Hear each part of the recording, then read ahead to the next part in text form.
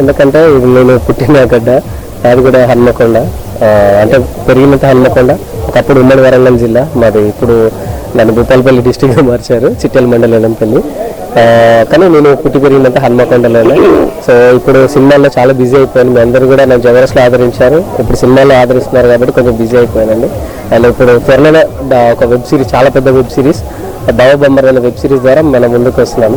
So ఆ చిన్న గ్యాప్లో నా ఊరు నుంచి, అంటే మన శ్రీనివాస్ కాలనీ ప్రెసిడెంట్ వాళ్ళు అండ్ శ్రీకాంత్ గారు అందరూ ఫోన్ చేసి పిలిస్తే ఎంత బిజీలో ఉన్నా సరే సీనాను అండ్ నాగిరెడ్డిని కొంచెం నేను మాది మా ఊరు మా గడ్డ ఒక చూడాలి అన్న ఒక ఉత్సాహంతో ఇక్కడికి రావడం. నిజంగా అంటే ఇక్కడ రాగానే కూడా అందరినీ విజిట్ చేస్తే కూడా, అంటే నేను పుట్టి పెరిగిన ఊరికి వస్తే అదొక హ్యాపీతో, అంటే ఇంత బిజీ లైఫ్లో కూడా నాకు చాలా స్ట్రెస్ బూస్ట్ అనిపించింది.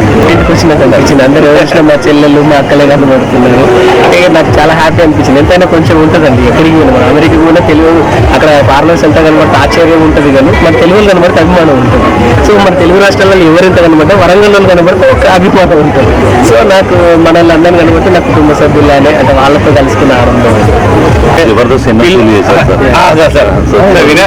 అంటే దేశం కానీ మనకి ఇక్కడ మన వినాయక చవితి అంటే మాకు సంబరాలండి.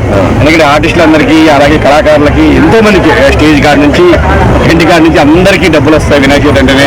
సో అందరూ ఫ్యామిలీస్ అందరూ మామూలుగా ఎవరు కలవరు. వినాయక చవితి కాళీవాసులు అందరూ కలిసి ఒక మన కలిసి బాగా జరుపుకుంటాం. 245 రోజులు, 9 రోజులు మాత్రం ఎవరి ఇంట్లో ఎవరి ఇంట్లో వండుకోరు.